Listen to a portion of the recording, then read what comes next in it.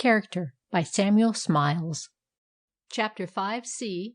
Courage Continued. Intellectual intrepidity is one of the vital conditions of independence and self-reliance of character. A man must have the courage to be himself, and not the shadow or the echo of another. He must exercise his own powers, think his own thoughts, and speak his own sentiments. He must elaborate his own opinions, and form his own convictions.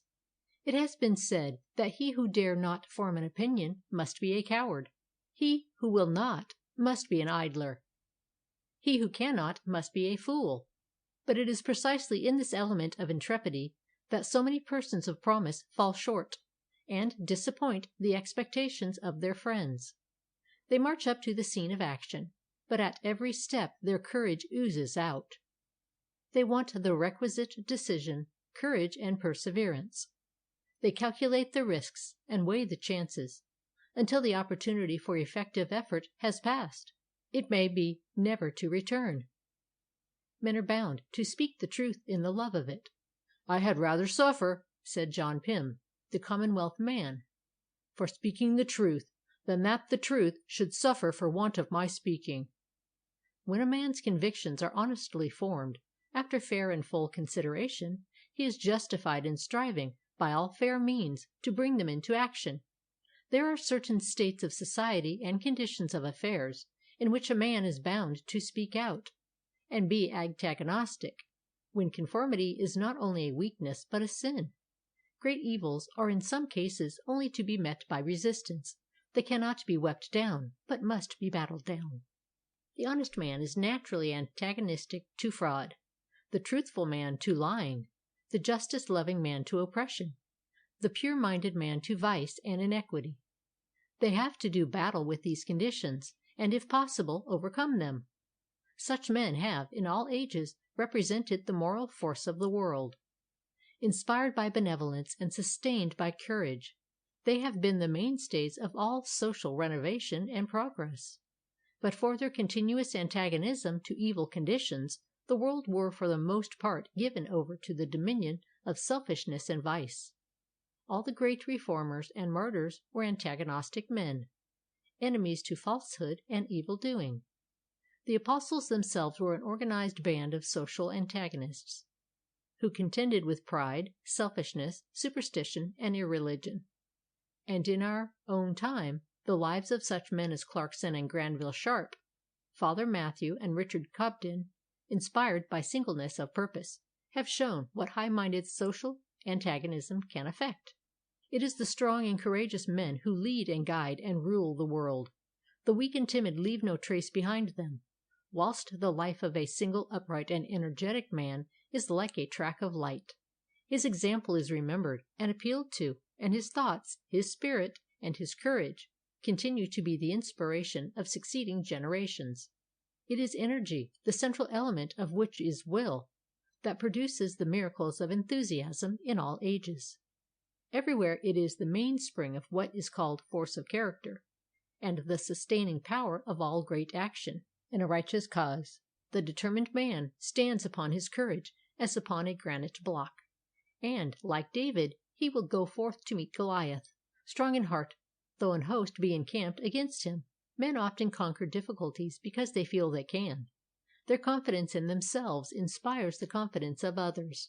When Caesar was at sea, and a storm began to rage, the captain of the ship which carried him became unmanned by fear.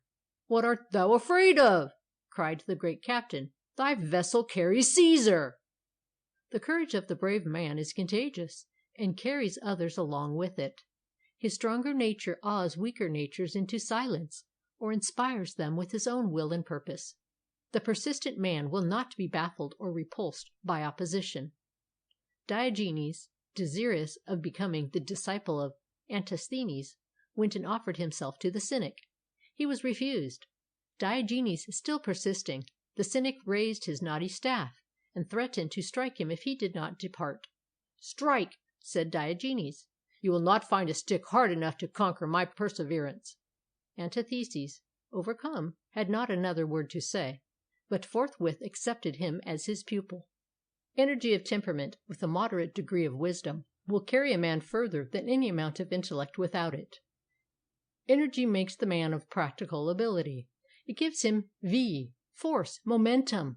It is the active, motive power of character, and if combined with sagacity and self-possession, will enable a man to employ his powers to the best advantage in all the affairs of life. Hence it is that, inspired by energy of purpose, men of comparatively mediocre powers have often been enabled to accomplish such extraordinary results. For the men who have most powerfully influenced the world have not been so much men of genius as men of strong convictions and enduring capacity for work, impelled by irresistible energy and invincible determination. Such men, for example, as were Mahomet, Luther, Knox, Calvin, Loyola, and Wesley. Courage combined with energy and perseverance will overcome difficulties apparently insurmountable. It gives force and impulse to effort, and does not permit it to retreat. Tyndale said of Faraday that, in his warm moments, he formed a resolution, and in his cool ones, he made that resolution good. Perseverance, working in the right direction, grows with time, and when steadily practiced, even by the most humble, will rarely fail of its reward. Trusting in the help of others is of comparatively little use. When one of Michelangelo's principal patrons died, he said, "I began to understand that the promises of the world are for the most part vain phantoms, and that to confide in one's self, and becoming something of worth and value, is the best and safest course." Courage is by no means incompatible with tenderness. On the contrary, gentleness and tenderness have been found to characterize the men, not less than the women, who have done the most courageous deeds. Sir Charles Napier gave up sporting, because he could not bear to hurt dumb creatures. The same gentleness and tenderness characterized his brother, Sir William, the historian of the Peninsular War. Such also was the character of Sir James Outram, pronounced by Sir Charles Napier to be the Bayard of India, sans peur et sans reproche, one of the bravest and yet gentlest of men, respectful and reverent to women, tender to children, helpful of the weak, stern to the corrupt, but kindly as summer to the honest and deserving. Moreover, he was himself as honest as day, and as pure as virtue. Of him it might be said with truth what Fulk Greville said of Sidney: "He was a true model of worth, a man fit for conquest, reformation, plantation, or what action soever is the greatest and hardest among men, his chief ends, withal, being above all things the good of his fellows and the service of his sovereign and country." When Edward the Black Prince won the battle of Poitiers, in which he took prisoner the French king and his son, he entertained them in the evening at a banquet, which he insisted on waiting upon and serving them at table. The gallant prince's knightly courtesy and demeanor won the hearts of his captives as completely as his valor had won their persons. For notwithstanding his youth, Edward was a true knight, the first and bravest of his time, a noble pattern and example of chivalry. His two mottos, Hochmuth and Ichtdien, 14 high spirit and reverent service, not inaptly expressing his prominent and pervading qualities. It is the courageous man who can best afford to be generous, or rather it is his nature to be so. When Fairfax at the battle of Naseby seized the colours from an ensign whom he had struck down in the fight, he handed them to a common soldier to take care of.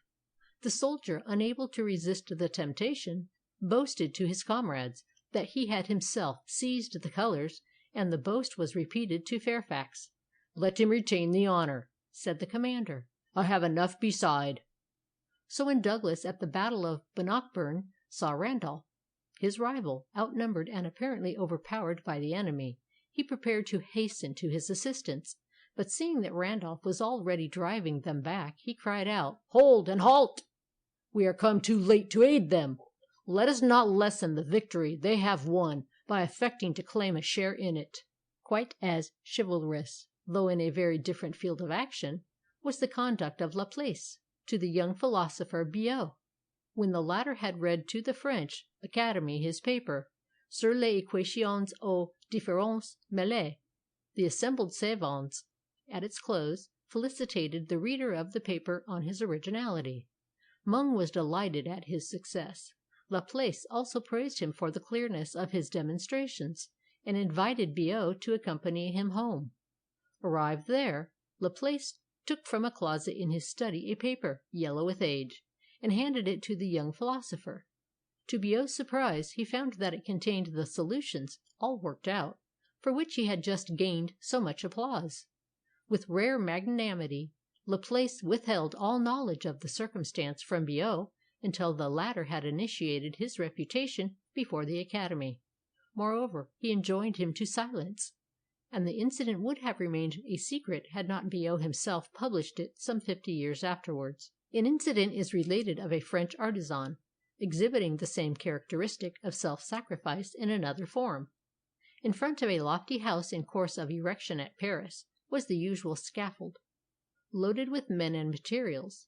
The scaffold, being too weak, suddenly broke down, and the men upon it were precipitated to the ground, all except two, a young man and a middle-aged one, who hung on to a narrow ledge, which trembled under their weight, and was evidently on the point of giving way.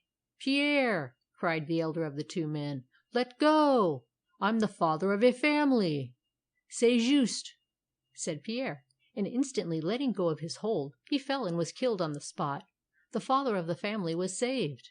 The brave man is magnanimous as well as gentle. He does not take even an enemy at a disadvantage, nor strike a man when he is down, and unable to defend himself.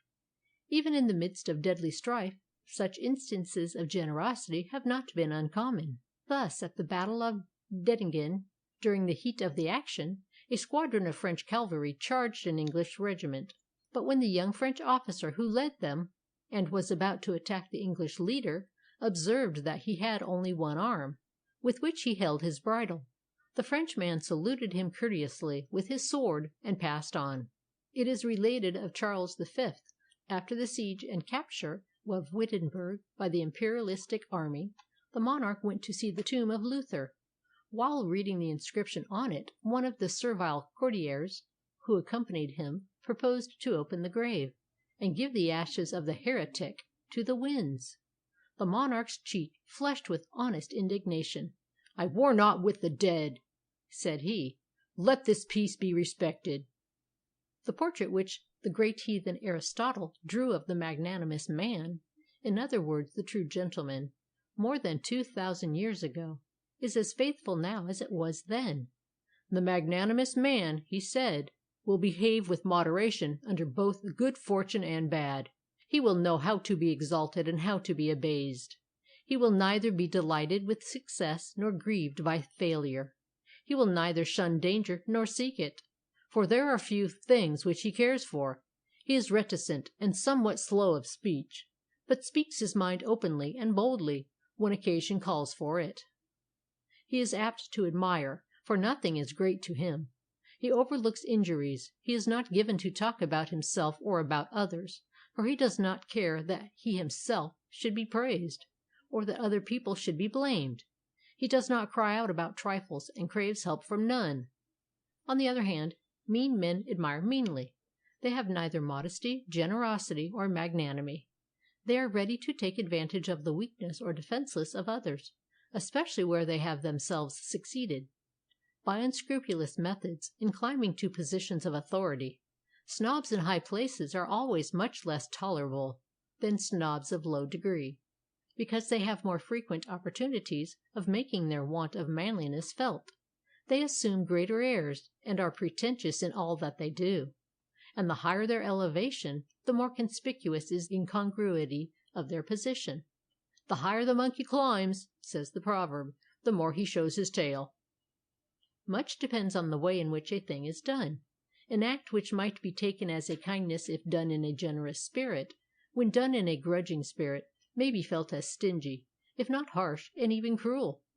When Ben Jonson lay sick and in poverty, the king sent him a paltry message, accompanied by a gratuity.